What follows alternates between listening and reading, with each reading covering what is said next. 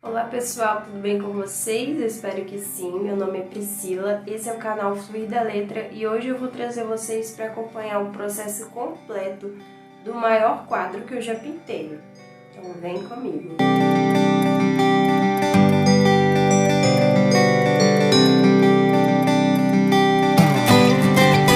Nós estamos num cenário diferente hoje. Eu tô pintando aqui no quarto da minha filha, porque nós tivemos um problema de infiltração, vazamento, enfim. Teve que quebrar a parede, tá bem que assim. Tivemos que quebrar a parede aqui, deixa eu mostrar pra vocês mais de longe. Então o quarto, ele tá vazio, porque nós tivemos que tirar tudo aqui, porque o rapaz veio quebrar a parede. E depois eles vão também trocar o piso do quarto, porque infiltrou no piso também, é um piso laminado, né? E aí o pessoal da construtora. Eu aproveitei o espaço vazio, porque o quadro é grande. Eu vou pintar um quadro de 1,10 por 70 centímetros. E eu vou trazer vocês para esse processo comigo. Então, a primeira coisa que eu fiz foi buscar da cliente as referências que ela tinha, qual frase ela queria, para depois, então, nós passarmos para a fase de rascunho. Fiz o rascunho no papel, contornei todo o rascunho com uma caneta preta, tirei uma foto e passei pro Sketchbook, que é o aplicativo, o software que eu uso para desenho no computador. No computador, então, eu fiz o restante dos detalhes, incluí algumas informações e depois imprimi em tamanho real. Porém, quando eu coloquei essa impressão em cima da placa, as bordas ficaram muito grandes, então ia ficar desproporcional, ia acabar que a arte ia ficar muito pequena no meio e as bordas bem grandes. E como não se tem uma pretensão de colocar uma moldura, então pode ser, né, que fique desproporcional a arte e aí no final o resultado não vai ficar bacana. Coloquei a placa aqui em cima de um varal de chão para ter um pouco mais de estabilidade.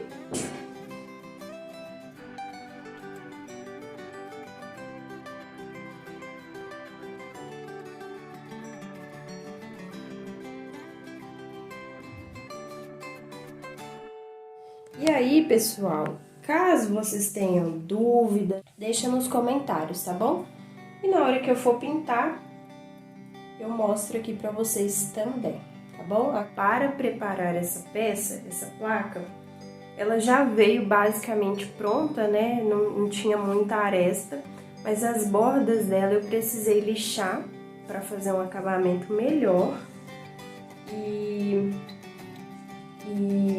dei várias demãos de tinta, porque esse preto, não sei porquê, mas parece que ele vai ficando acinzentado quando seca. Então a intenção é que ficasse bem pretinho, então eu passei várias camadas aqui de tinta e quando passar o verniz vai dar um brilho a mais. Fica meio apagadinho assim mesmo, é porque é um preto fosco, né? Então não dá tanto brilho, tanto impacto.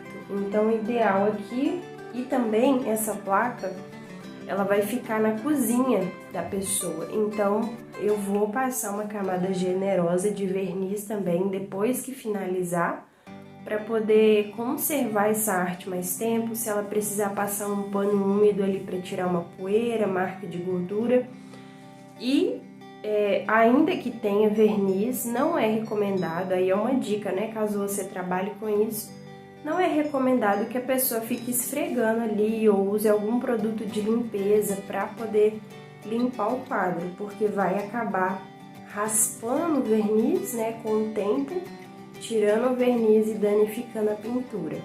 Então é interessante você sempre orientar o seu cliente como deve proceder com a limpeza da peça para poder conservá-la por mais tempo. Então, acompanhe aí comigo. Depois de refazer o rascunho, passei uma camada de giz no verso para poder usar o método de decalque e passar a arte para a placa. Bom, depois de passar o rascunho, a gente vem com um pano para tirar o excesso do giz e já pode começar a pintura. Passei então uma primeira camada de branco em todas as letras, desenhos, enfim. E vocês veem aí que eu tô usando pincel. Basicamente em tudo nesse quadro foi com tinta e pincel. eu só usei marcador para fazer alguns contornos, como o contorno da bandeira, que vocês vão ver no final.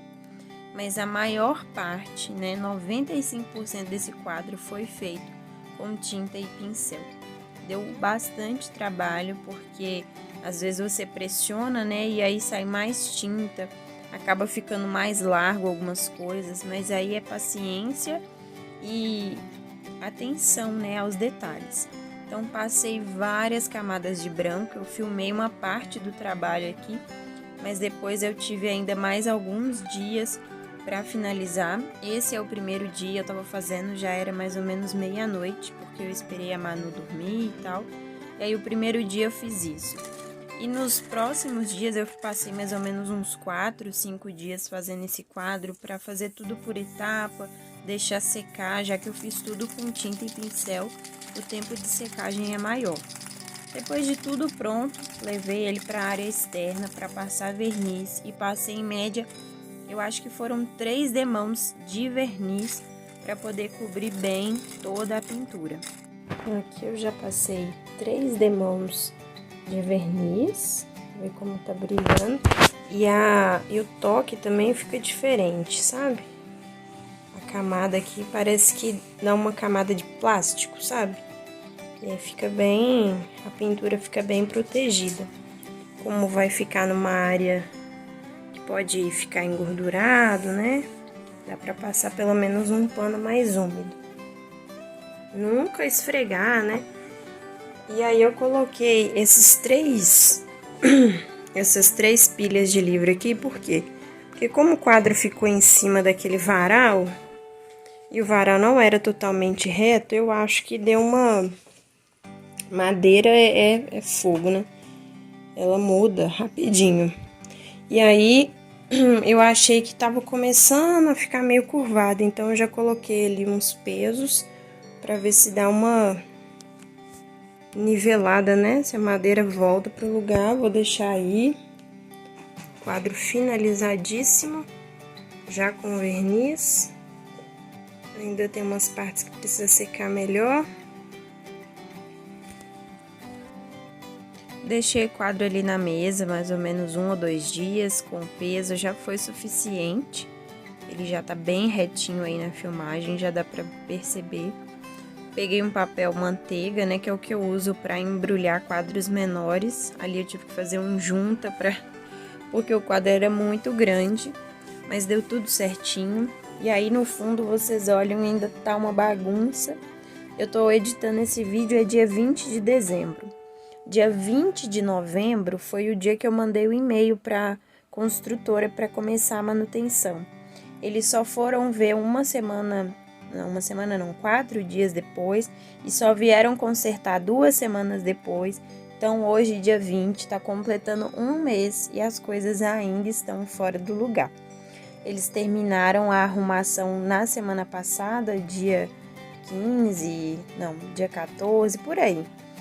E aí, agora a gente emendou, né, e vai finalizar a obra no quarto dela, pintando as paredes novamente. Então vai mudar aquela arte que vocês viram.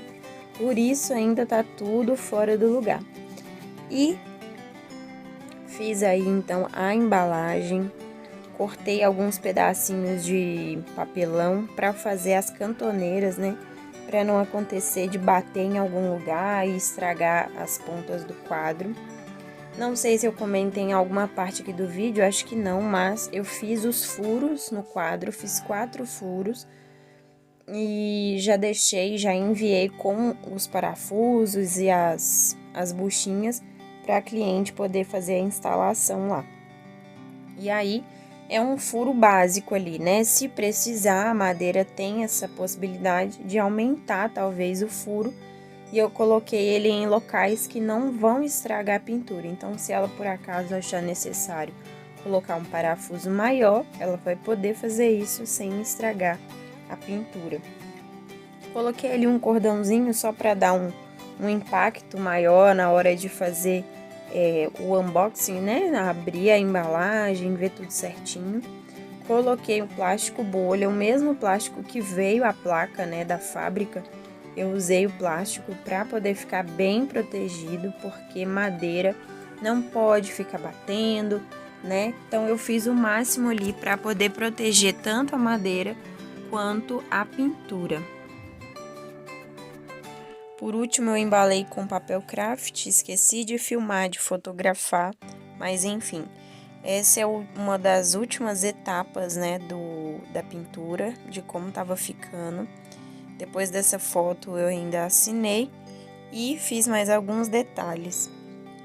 Pois bem, finalizada então a pintura, eu espero que vocês tenham gostado de acompanhar todo esse processo. Aqui tá um videozinho que eu fiz para o Instagram, né? E fiquem aí com o resultado. Não esquece de deixar nos comentários o que vocês acharam, se tiverem dúvida também. Um abraço, fiquem com Deus e até o próximo vídeo. Tchau!